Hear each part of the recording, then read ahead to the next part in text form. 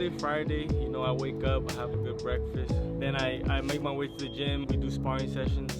So, you know, get my hands wrapped, spar, finish off with the bag.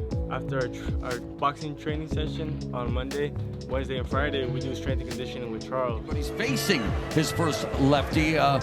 Your thoughts on that, Joe? Facing well, the lefty for the first time. So the right hand, when you're fighting a right-hander, There's the uppercutting. Cruz looked to be in trouble, Sergio, and then this punch comes right. No, we didn't see it. What's up, fight fans? Welcome to my channel. This is Johnny, and in today's video, we're going to be going over the statistics that nobody talks about when mentioning this coming March title fight at 140 pounds between the champion, Rayo Valenzuela, and the challenger, Antoine Russell. Guys, before we continue, I want to say thank you to everybody who's been with me since day one.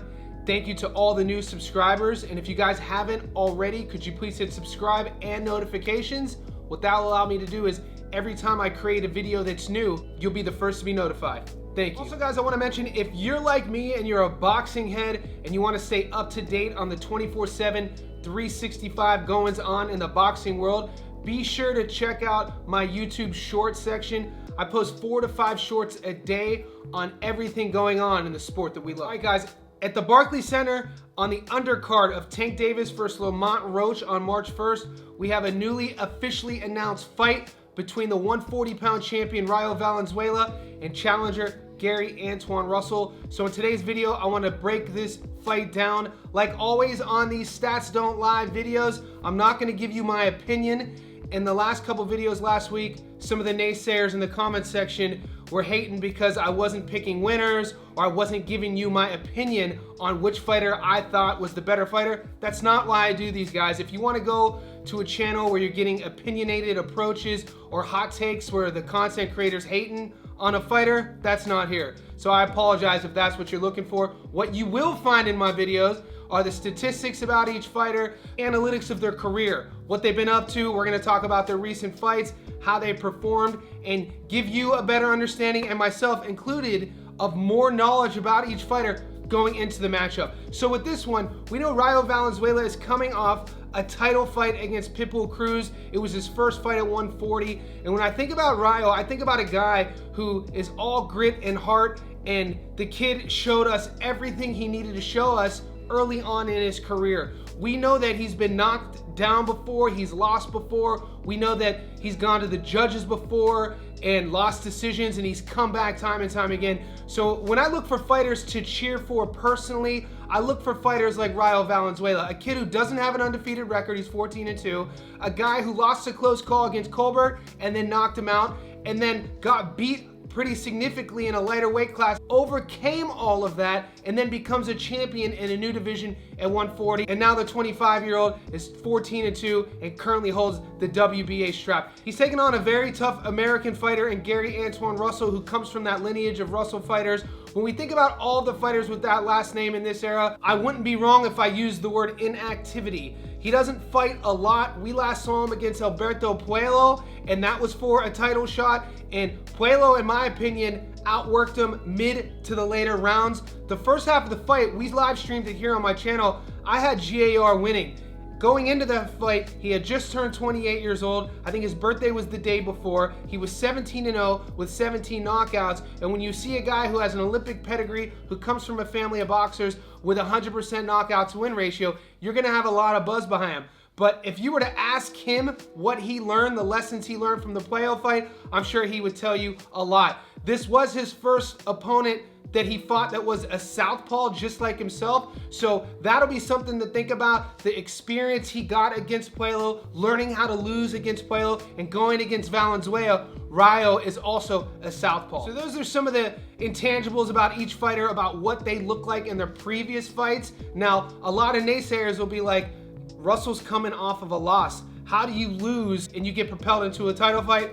I don't have those answers. I know there's a list of fighters, 1 or 2 of them, that have been waiting for a long time for the title shot, that Russell just skipped the queue. I don't make these decisions, and I don't want to even comment on that. So for now, I do want to take a closer look at Antoine Russell. Guys, GAR is 17-1 with 17 knockouts. He's currently ranked number 25 in the world at 140 pounds.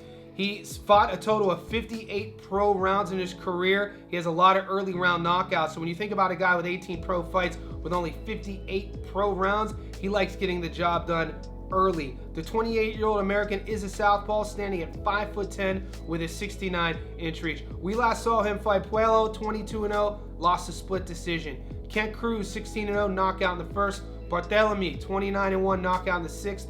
Postal, 31-3, knockout in the 10th. Santiago, 14-1, knockout in the sixth.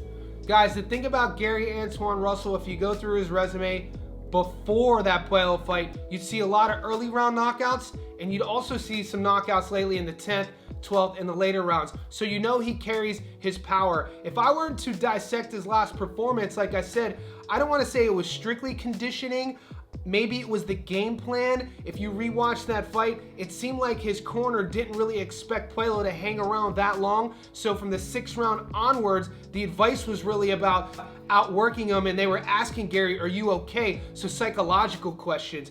You never know how a fighter is going to respond from their first career loss. Personally, I feel he could take a lot from that loss, considering he didn't take too much damage, he didn't get hurt, he didn't get dropped, he's still really young, and look, the powers that be obviously still have a lot of hope for him, propelling him into an opportunity of a lifetime, coming off of a loss to fight for a world title at 140. So I feel all in all, GAR came out of that situation, even though it's a loss on his record, with the win. And it'd be hard to argue that, considering March 1st, the winner will leave with a belt. Now let's take a closer look at Rayo Valenzuela. Guys, Jose Valenzuela is 14-2 with 9 knockouts. He's currently ranked number 17 in the world at 140 pounds, and he carries into the ring a 64% career knockout to win ratio. He has a career 73 pro rounds fought, and the 25-year-old American is a southpaw, standing at 5'10" with a 70-inch reach. We last saw him fight Pitbull Cruz, 26-2, split decision in the 12th. Colbert, 17-1, knockout in the 6th. Colbert, 16-1, UD in the 10th. De Los Santos, 14-1, knockout in the 3rd. Vargas, 27-3, knockout in the 1st.